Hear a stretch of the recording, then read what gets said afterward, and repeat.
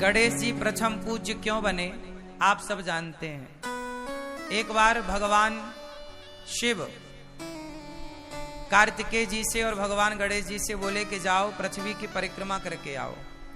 जो सबसे पहले पृथ्वी की परिक्रमा लगाएगा वह प्रथम पूज्य कहलाएगा। कार्तिकेय जी का वाहन तो मयूर था, मोर पर बैठकर फुर्र से उड़ गए। पर गणेश जी का वाहन क्या है? जोर से चूहा, मूषक। गणेश जी का वाहन है चूहा।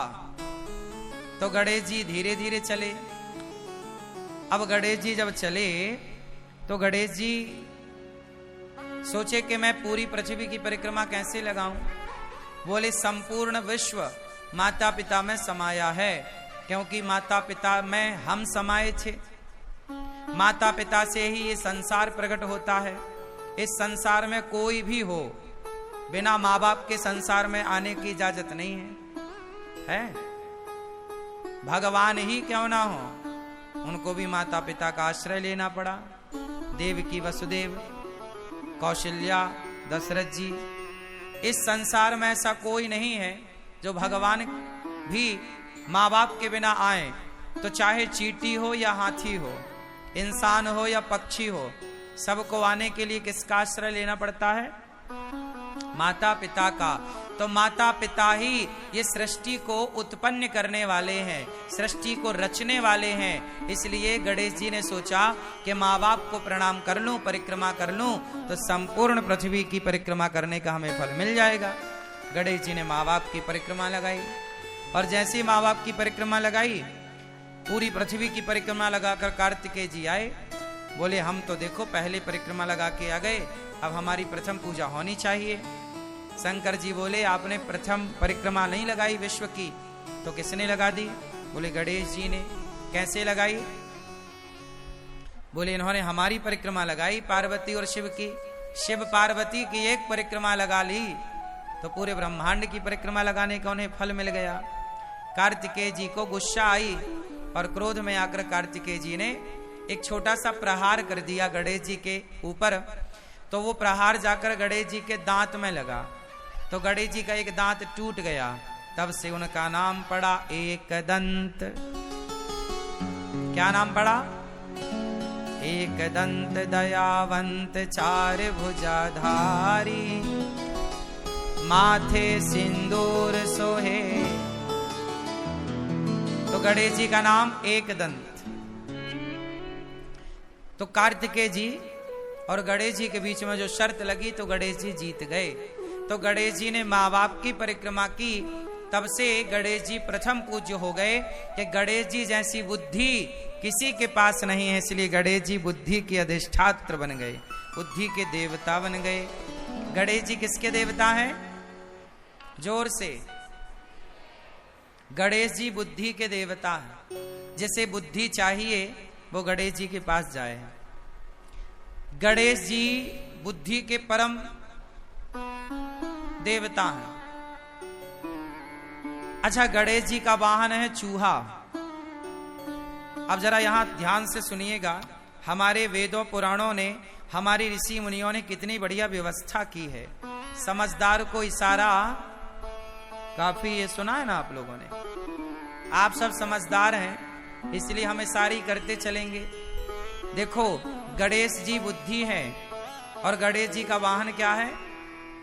चूहा। चूहा किसका प्रतीक है? चूहा किसका प्रतीक है? तर्क का। कुतरता रहता ना, कुछ भी मिल जाएगा चूहा कुतर देगा। चूहा तर्क का प्रतीक है। किसका प्रतीक है? तर्क। चूहा है तर्क और गणेश जी हैं बुद्धि। तो गणेश जी किसके ऊपर सवार हैं? बुद्धि के ऊपर। गणेश जी किसके ऊपर सवार हैं? तर्क के ऊपर। बुद्धिमान वही हो सकता है जो तर्क पर सवार हो। तर्कमय बुद्धि श्रेष्ठ है। जो विद्वान होगा वह तर्क जरूर करेगा, तार्किक होगा। तर्क शास्त्र पढ़ते हैं ना हम लोग, तर्क शास्त्र है। तो बुद्धिमान व्यक्ति, देखो एक बच्चा होता है ना, बहुत सारे सवाल करता है। माँ भगवान हैं तो दिखाई क्यों नहीं पड़ते? माँ गणेश जी की सूंड लंबी क्यों है? माँ गणेश जी के कान बड़े बड़े क्यों हैं? ऐसा बच्चा पूछता है ना आपसे। तो ये बच्चा जो पूछ रहा है उसके पूछने को ही तर्क कहते हैं। वो तर्क करता है। जैसे तर्क है, गणेश जी के कान बड़े क्यों हैं, ये तर्क है। ये क्या है? ये मैं इनसे प्रश्न कर रहा हूं, मतलब मैं इनसे तर्क कर रहा हूं, यही है तर्क। गणेश जी के कान बड़े बड़े क्यों हैं, ये क्या है? बोलो बोलो, क्या है ये? तर्क है। क्या है ये? तर्क। अच्छा, तर्क कौन कर सकता है? सवाल कौन कर सकता है? मूर्ख व्यक्ति कभी सवाल नहीं कर सकता, पढ़ा लिखा बुद्धिमान ही सवाल कर सकता है। सवाल करने वाला तार्किक है, मतलब पढ़ा लिखा है। छोटे छोटे बच्चे बहुत सारे सवाल करते हैं, क्योंकि उनके अंदर वो अभी पढ़े लिखे तो नहीं है, पर उनकी जिज्ञासा है, तर्क है। तो तर्क कौन कर सकता है? बुद्धिमान व्यक्ति। एक बच्चा वो होता है जो अपने टीचर से बहुत सारे सवाल करता है। सर जी समझ में नहीं आया, ऐसा क्यों हुआ, ये ऐसा है तो ऐसा क्यों हुआ, वैसा है तो वैसा क्यों। जो बच्चा बहुत सारे सवाल करता है मतलब वो बुद्धिमान होगा। और जो बच्चा मास्टर से कुछ नहीं पूछता वो एक नंबर का बुद्धू होगा। बात सही है कि गलत है? जो ज्यादा सवाल करेगा वो कौन होगा? जोर से, बुद्धिमान। तो गणेश जी किस पर बैठे हैं? तर्क पर। गणेश जी बुद्धि हैं और सवार तर्क पर हैं। बुद्धिमान हमेशा तर्क करता है। ये गणेश जी का चूहे पर बैठने के पीछे का साइंस है, विज्ञान है। गणेश जी के कान बड़े बड़े होने के पीछे का विज्ञान बताओ आप। गणेश जी के कान बड़े बड़े क्यों हैं? ना बताओगे? गुस्सा हो क्या? गणेश जी के कान बड़े हैं इसलिए आपको मैसेज दे रहे हैं कि भैया ज्यादा से ज्यादा सुनो, ज्यादा से ज्यादा सुनो। ज्यादा, यदि आप ज्यादा सुनने लग जाएंगे अपने माता की, पिता की, सास की, ससुर की, पति की, पत्नी की, तो आप कभी झगड़े में उलझेंगे ही नहीं। जो ज्यादा सुनता है वो झगड़े में नहीं उलझता। जो कम सुनने वाले होते हैं, बोले मैं आपकी क्यों सुनूं, जो कहते हैं मैं आपकी क्यों सुनूं, वो झगड़ा जरूर करेगा। और जो सुन लेता है, सुन लो ना, माँ की, पिता की, पत्नी की, पति की, सुन लो। गणेश जी के कान, गणेश जी के कान, तो बताओ गणेश जी के कान बड़े क्यों हैं? आपको ज्यादा से ज्यादा सुनना है। आप लोग कम सुनते हो ना, इसलिए झगड़ा होता है। पर गणेश जी क्या मैसेज दे रहे हैं? ज्यादा सुनो। अच्छा, गणेश जी का मुंह दिखाई पड़ता है आपको? क्यों? गणेश जी के दर्शन करके बताओ, गणेश जी का मुंह दिख रहा है? हाँ या ना? हाँ या ना? हाँ या ना? जोर से। गणेश जी का मुंह नहीं दिख रहा है। गणेश जी के मुंह अंदर है, सूंड ऊपर है। सूंड दिख रही है, मुंह दिख नहीं रहा है। मुंह भीतर की तरफ होता है। गणेश जी के कान बड़े हैं और मुंह अंदर है, मतलब दिख नहीं रहा है। मतलब गणेश जी का मैसेज है कि मुंह को छिपा के रखो, मतलब बोलो कम, सुनो ज्यादा। कान बड़े रखो, मुंह को छिपा के रखो, बोलना। जो लोग कम बोलते हैं वो सुखी होते हैं। जो दिन भर बोलते हैं, ज्यादा बोलते हैं, बकवास करते हैं, वो किसी ना किसी उलझन में उलझते ही उलझते हैं। सही है? सारा झगड़ा कहां से होता है? मुंह से। महाभारत कहां से हुआ? द्रौपदी के मुंह से धोखे से निकल गया कि अंधों के अंधे होते हैं, दुर्योधन के लिए। बस निकल गया, दुर्योधन ने बात पकड़ ली और फिर दुर्योधन ने बोला इसके कपड़े उतार दो। तो महाभारत धनुष बाण से तो बाद में हुआ, पहले कहां से हुआ? मुंह से ही हुआ। तुमने कहा कि अंधा है, अंधों के अंधे होते हैं, द्रौपदी ने कहा। तो दुर्योधन बोला मैं बदला लूंगा, इसने मुझे अंधा कहा, मैं इसके कपड़े उतारूंगा। भरी सभा में द्रौपदी को नग्न करने के लिए, निर्वस्त्र करने के लिए दुशासन पकड़ के ले आया और भरी सभा में द्रौपदी को निर्वस्त्र करने का प्रयास किया। अब आप समझो कि सारा झगड़ा कहां से हुआ? बोलो, मुंह से हुआ। इसलिए कहता हूं गणेश जी की तरह मुंह को छिपा के रखो, मतलब कम बोलो, कानों को थोड़ा बड़ा करो ताकि ज्यादा से ज्यादा आपको सुनने का अभ्यास हो। ज्यादा सुनो, कम बोलो। चलो, गणेश जी का पेट बड़ा है, बताओ क्यों? आप बताओ, गणेश जी का पेट बड़ा क्यों है? बताओ मेरी माँ। ज्यादा खाते हैं? नहीं, गणेश जी ज्यादा नहीं खाते। गणेश जी एकदम फिट हैं, पर पेट बड़ा के पीछे एक मैसेज है। गणेश जी का पेट बड़ा इसलिए है, समाज को समझाना चाहते हैं कि भैया परिवार की बातों को पेट में ही रखा करो, पचा लिया करो, परिवार की बातों को बाहर ना उगला करो। आप लोग जरा घर में झंझट होती है ना तो जाके पड़ोसन के घर रो लेती हो, सास ने ऐसा कह दिया, फलाने ने ऐसा कह दिया। आपके पेट में कुछ भी ठहरता नहीं है, सब उगल देती हो या उगल देते हो। इससे क्या होता है? संत जन कहते हैं, अपने एक दोहा बोल रहा हूं, फिर आप अर्थ बोलना, हमें उसका अर्थ नहीं आता, आप लोगों से जानेंगे आज। अपने अपने घरन का दुख ना कहियो रोई, सुन इठले हैं लोग सब, बाट न ले हैं कोई। अपने अपने घरन का दुख ना कहियो रोई, सुन इठले हैं लोग सब, बाट न ले हैं खोए। आप सब अपने घर का दुख किसी से मत कहो, क्योंकि दुनिया सुनती है आपके संग रो रो कर, और आपका दुख रो रो कर दुनिया सुन लेगी। आपके जाने के बाद हंस हंस कर लोग बताते हैं कि देखो इसके घर ऐसा हो गया, इसका पति ऐसा है, इसकी पत्नी ऐसी है, इसका परिवार ऐसा है, इसका बेटा ऐसा है। इसलिए अपने घर की बातें कभी कितना भी अपना हो मत बताओ, पचाओ। इसलिए गणेश जी का पेट बड़ा, कुछ बातें पेट में, हर चीज बताने की नहीं। समझ में आई क्या? बोलो हाँ कि ना। बैठ जाओ अब मेरी मां अच्छे से। अच्छा, गणेश जी खाते क्या हैं ज्यादा? जोर से क्या? लड़ुअन को भोग लगे। काय का भोग लगे? गणेश जी लड्डू खाते हैं, और हम भारत के लोग भी लड्डू खाते हैं। हम सनातनी लोग ना लड्डू ज्यादा खाते हैं।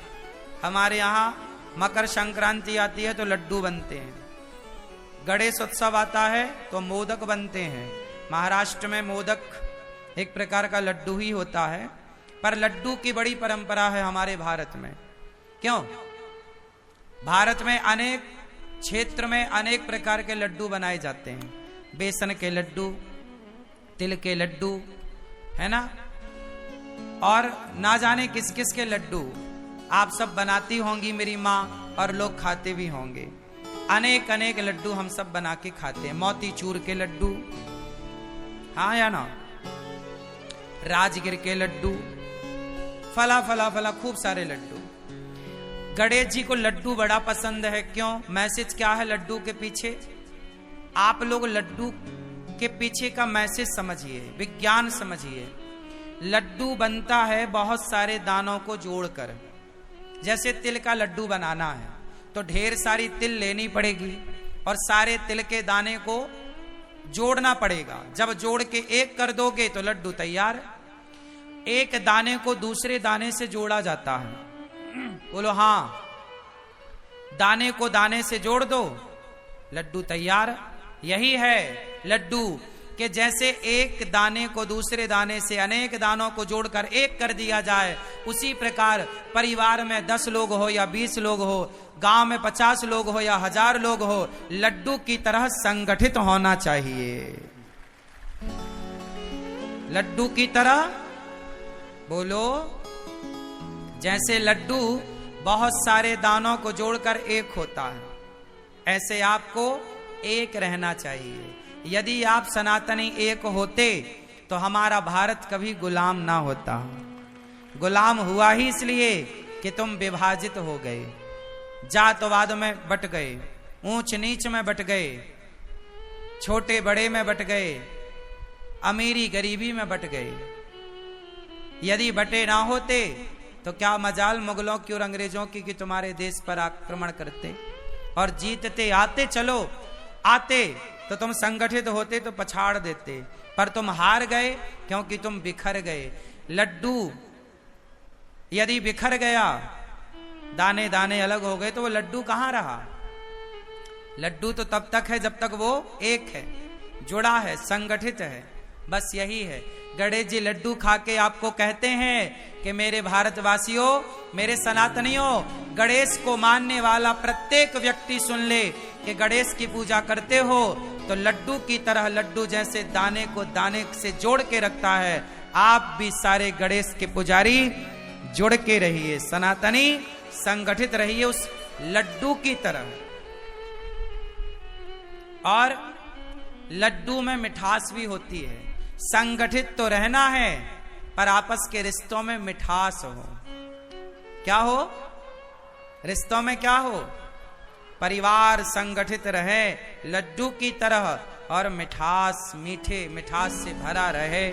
जहां सुमति तहां संपत्ति नाना, जहां कुमति तहां विपत्ति निदाना।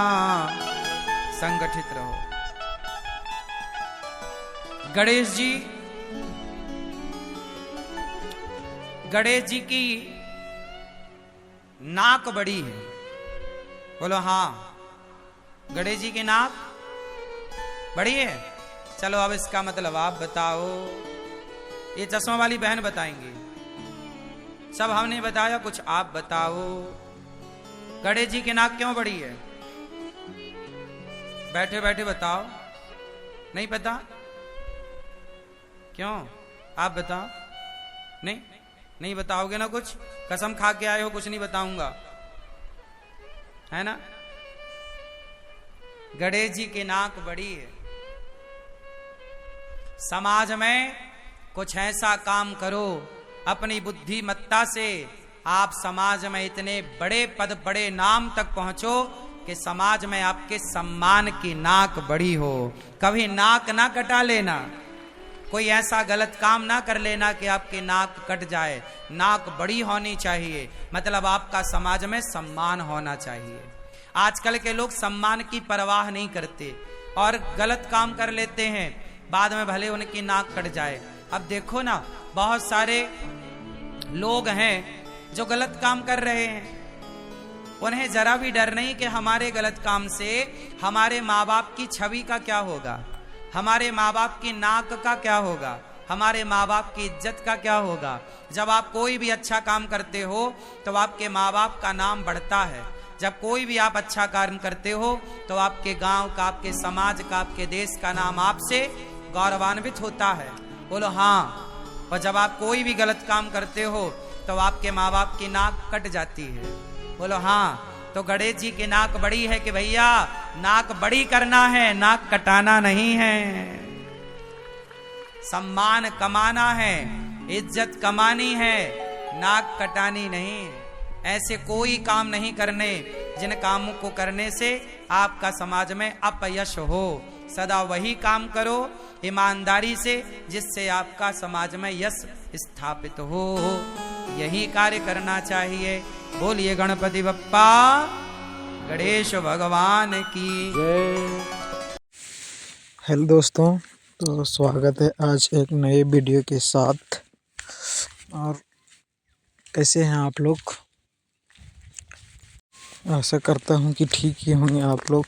तो यदि इस वीडियो को अच्छा लगा होगा तो चैनल को सब्सक्राइब जरूर कीजिएगा एवं वीडियो को लाइक करके कमेंट जरूर कीजिएगा, ताकि अगला नोटिफिकेशन आपके पास तुरंत पहुंच जाए।